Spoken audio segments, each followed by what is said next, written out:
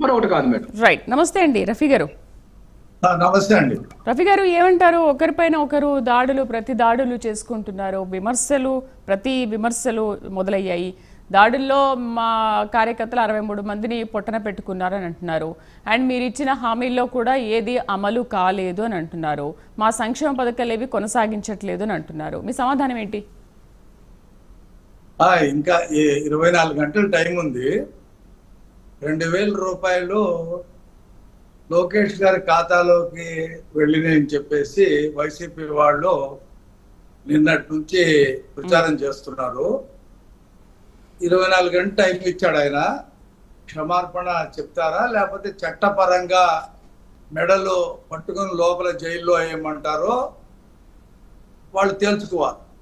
2000 రూపాయలు ఎవరి ఖాతాలోకి వెళ్ళి ప్రూవ్ చేయకపోతే ఉంటది సినిమా. ఏదో చేతిలో సెల్ ఉంది కదా అని చెప్పేసి ఇష్టం వచ్చినట్టు చేస్తే ఏమోయిందో చూసారుగా. టీవీలో కూర్చొని మాట్లాడిన వాళ్ళు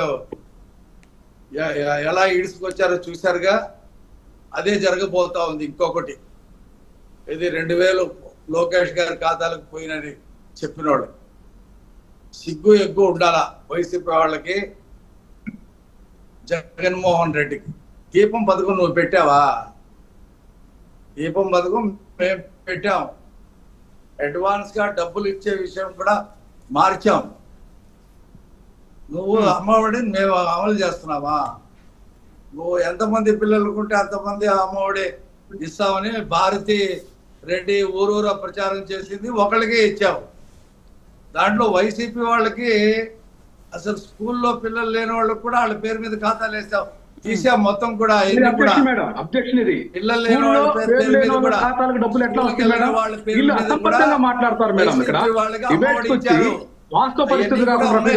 స్కూల్లో చదవని వాళ్ళకి ఎట్లా డబ్బులు వస్తాయండి? తీస్తున్నాం.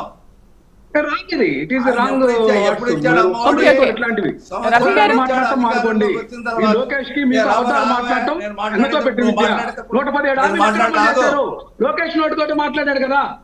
117 మహానాడులో మాట్లాడుతుంటే మీకు ఏమన్నా చెవులేమన్నా చెప్పండి. 117 హామీలు ఎప్పుడు అమలు చేశారు? ఎందుకు మాట కూడా మాట్లాడినాము?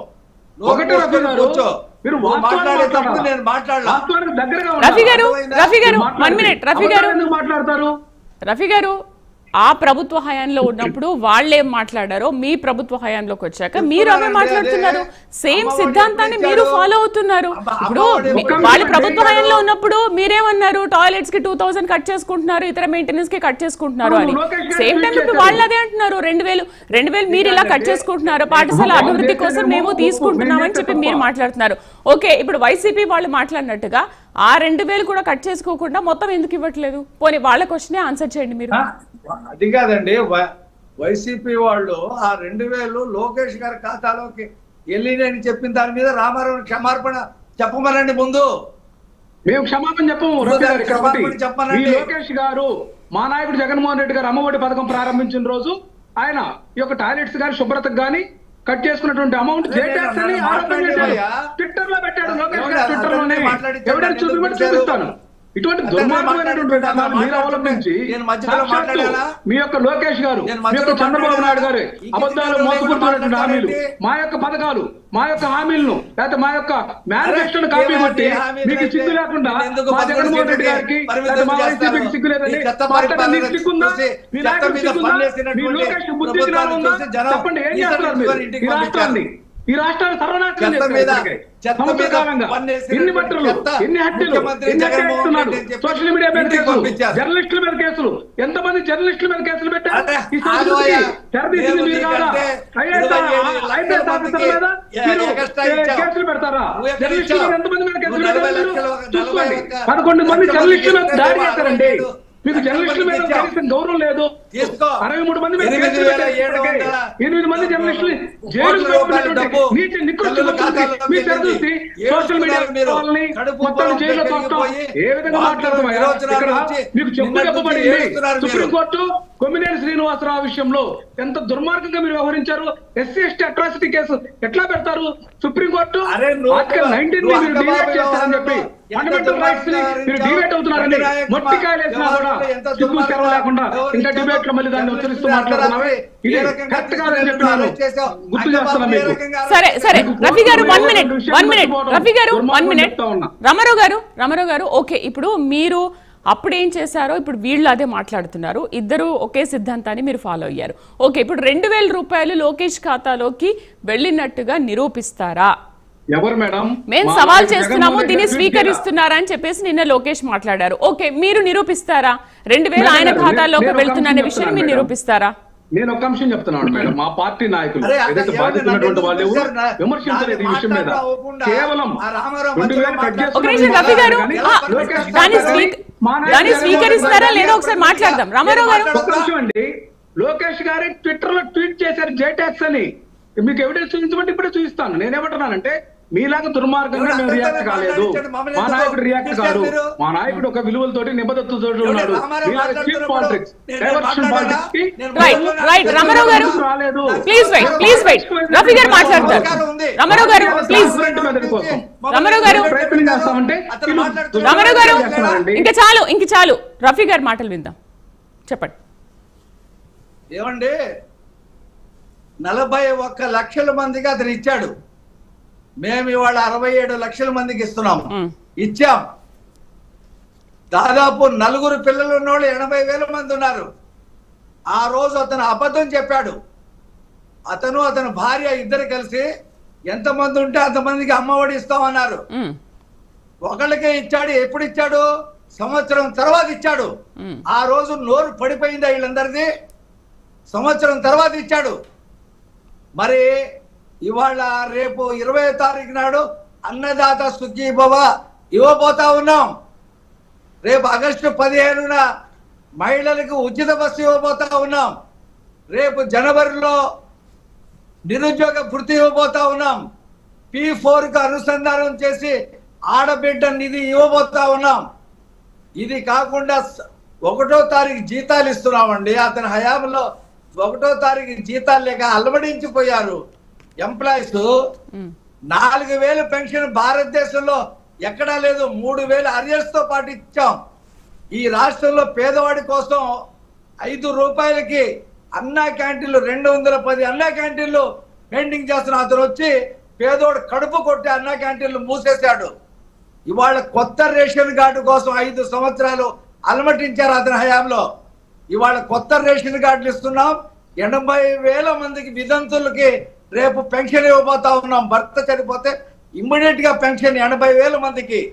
అది కాకుండా కొత్త పెన్షన్లు రిలీజ్ చేయబోతా ఉన్నాం. ఒంటరి మహిళకి కార్డు ఇవ్వరా అతని హయాంలో? ఒంటరి పురుషుడికి కార్డు ఇవ్వరా? తమ్ముడు కానిస్టేబుల్ అయ్యాడని చెప్పి అక్క పెన్షన్ తీసేశాడు. ఆ అమ్మాయి తిరిగి ఎస్టీ అమ్మాయి ఉరి శిక్ష వేసుకుంది. ఇవాళ ఒంటరి మహిళ ఉన్నా సరే కార్డు వస్తున్నాం. కార్డు అనేది ఒక కట్ ఆఫ్ డేట్ కాదు, నిరంతర ప్రక్రియ. ఈ 5 సంవత్సరాల్లో ఎప్పుడైనా సరే అతని హయాంలో లోకల్ బాడీ ఎన్నికలకి నామినేషన్ వేయడానికి జాకెట్ లో పెట్టుకొని నామినేషన్ వచ్చినా సరే లాగి చింపేశారు. రేపు జరిగేటువంటి ఎన్నికల్లో మేము ఆన్లైన్ లో నామినేషన్లు ఇన్వైట్ చేస్తా ఉన్నాం. స్వేచ్ఛగా వేసుకునేలాగా ఏకగ్రీవాల కోసం మాచర్లలో ఏ రకంగా మా నాయకుల మీద కారు మీద దాడి చేసినటువంటి ఆ కిషోర్ అనే వాడిని ఏ రకంగా మున్సిపల్ చైర్మన్ చేశాడో అలాంటి అరాచక పాలనని అంతం చేసి ల్యాండ్ టైటిలింగ్ యాక్ట్ తీసుకొచ్చి మొత్తం ప్రజల ఆస్తులు కొట్టేయాలని చెప్పేసి చూశాడు. ఇవాళ ఇతరులు మాట్లాడతాడా? మద్యపాన నిషేధం అని చెప్పి మహిళలకు మభ్యపెట్టి మోసం చేసి దాని మీద 1,000 కోట్ల రూపాయలు దొబ్బేశాడు. 1,000 కోట్ల రూపాయలు విదేశాలకు తరలించాడు. ఒక్కొక్కటి బయటకు వస్తా ఉంది. ఒక్కొక్క నాయకుడు అటవీ భూముల్ని ఆక్యుపై చేసుకొని బిల్డింగ్లు కట్టుకున్నాడు. 55 ఎకరాల్లో, ఒకటి 27 ఎకరాల్లో దొరికిన కాడికి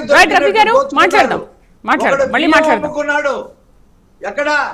మచిలీపట్నంలో నకిలీ పట్టాలు తయారు చేసి తహసీల్దార్ 23లో రిటైర్డ్ అయితే 24లో వాడి సంతకాలు తీసుకొని నకిలీ పట్టాలు ఇచ్చి ప్రజల్ని మోసం చేశారు. గన్నవరంలో, మచిలీపట్నంలో, ఒక్కొక్క జిల్లాలో ఒక్కొక్క కుంభకోణాలతో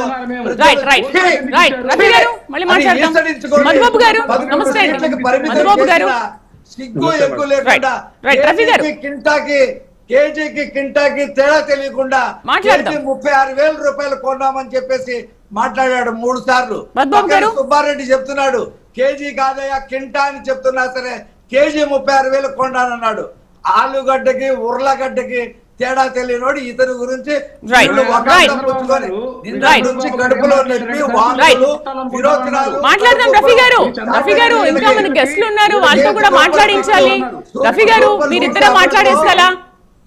రఫీ గారు మాట్లాడదాం, చాలా విషయాలు ఇంకా మాట్లాడాలి, మాట్లాడదాం. Please wait. రైట్, మధుబాబు గారు ఏమంటారు? మధుబాబు గారు